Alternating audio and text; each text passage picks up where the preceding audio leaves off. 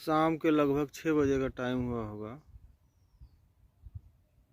मैं पटना कोटा एक्सप्रेस से वाराणसी उतरा था शाम को। मन में लालसा यही थी कि भगवान भोलेनाथ का दर्शन आज करना है।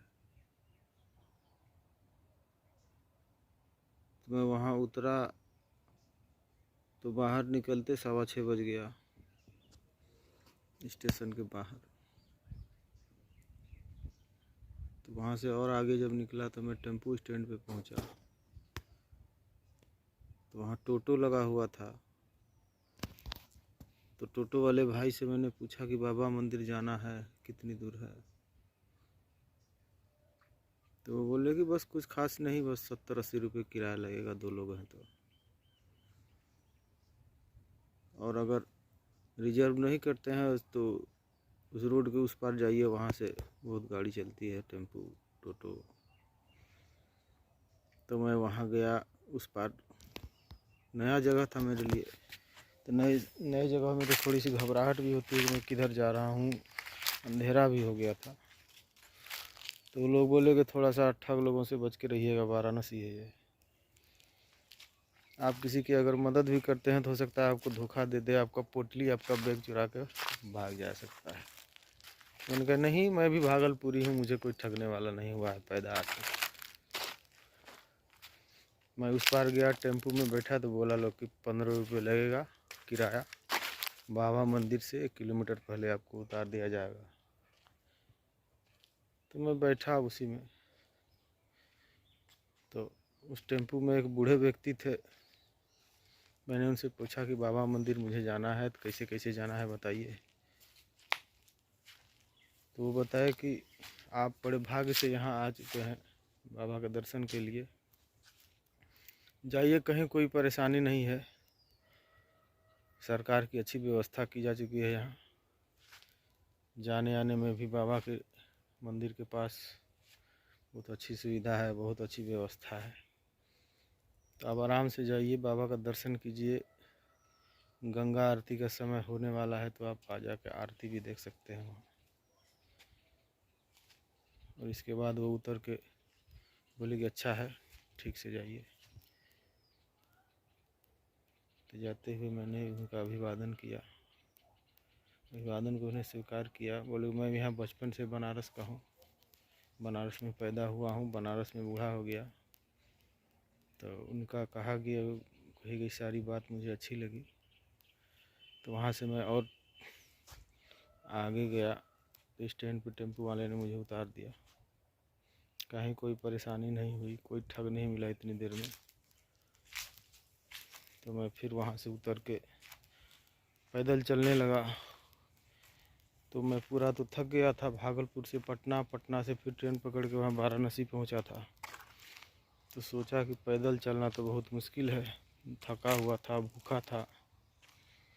तो वहाँ से मैं निकला तो एक रिक्शे वाले से पूछा तो बोला कि 15 रुपये लगेगा किराया, थोड़ी दूर आधा किलोमीटर ले जाकर मैं आपको छोड़ दूँगा, वहाँ से फिर आगे जाना मुश्किल है, वहाँ से रास्ता बंद है, वहाँ से आपको मंदिर तक पैदल जाना पड़ेगा। मैं बैठ गया रिक्शे में। वहाँ से 10 मिनट के अंदर ही उन्होंने मुझे पहुँचा दिया उस जगह पे। मोड़ का नाम याद नहीं है, बस पहली बार गया था और हड़बड़ी में था, याद तो जगह का नाम नहीं है। बहुत अच्छी जगह है, बहुत फेमस नाम है उस मोड़ का, कोई चौराहा है।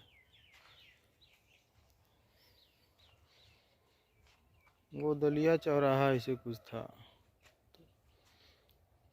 मैं वहाँ से फिर पैदल चला, पूरा थक गया था, पानी खरीदा 1 बोतल, वहाँ से पिया। फिर सीधा मैं घाट के पास गया जहाँ गंगा महाआरती हो रही थी। पूरी भीड़ लगी थी, अंधेरा था, पानी बहुत था जल गंगा में। तो लोग नाव पे बैठ के महाआरती देख रहे थे, हम लोग भी साइड से देखे थोड़ा देर। इसके बाद वहाँ से बाबा के दर्शन के लिए पूछते पूछते गली होते हुए गए, क्योंकि उधर सामने गंगा घाट से गेट बंद था। मैं हम लोग गली होते हुए पूछते हुए बाबा के मंदिर के पास गए। वहाँ बैग रखा, अपना मोबाइल जमा किया, फिर प्रसाद खरीदा, फूल खरीदा, 150 रुपया लगा बैग भी देखने का। और प्रसाद का भी कुल मिला के 150 रुपया एक व्यक्ति का लगा। फिर हम लोग खाली हो गए, प्रसाद लेकर डब्बा मंदिर के पास गए। लाइन से पूरी पुलिस व्यवस्था थी वहाँ। वहाँ से थोड़ा सा 10 लोग थे लाइन में लगे, हम लोग 10-20 लोग होंगे लाइन मंदिर के पास। तो बचपन से ये प्यास थी कि बाबा का मंदिर बनारस जाना है। हम लोग देवघर बासुकीनाथ बहुत बार जा चुके हैं, जाते भी हैं बाबा मंदिर के पास। बाबा मंदिर दर्शन के भी जाते हैं, बाबा को जल अर्पित भी करते हैं। तो वहाँ जलार्पण की व्यवस्था तो नहीं थी, प्रसाद चढ़ाने की व्यवस्था दी कि पंडा बाबा को प्रसाद दे दीजिए, वो चढ़ा देंगे आपको फूल और प्रसाद फिर वापस कर देंगे।